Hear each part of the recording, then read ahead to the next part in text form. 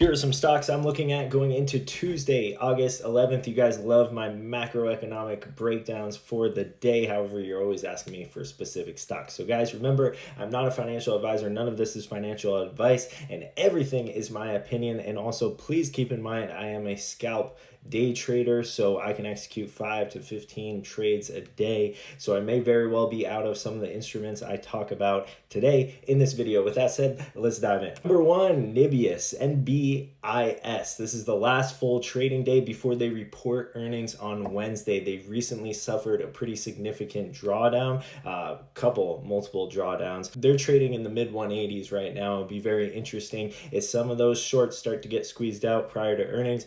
This is not something I would ever hold past earnings, but I do scalp it intraday fairly frequently.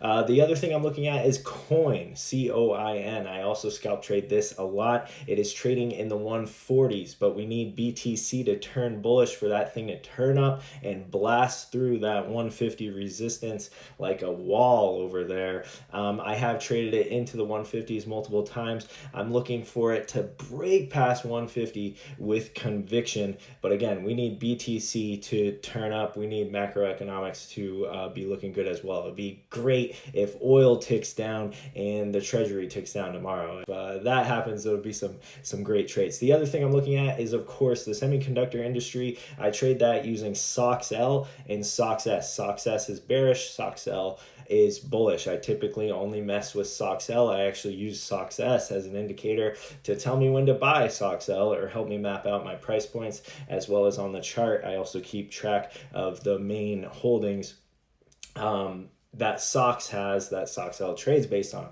Anyways, SOXL is around 130. We'll see if it drops into the 120s tonight. We'll see how it is early in the morning.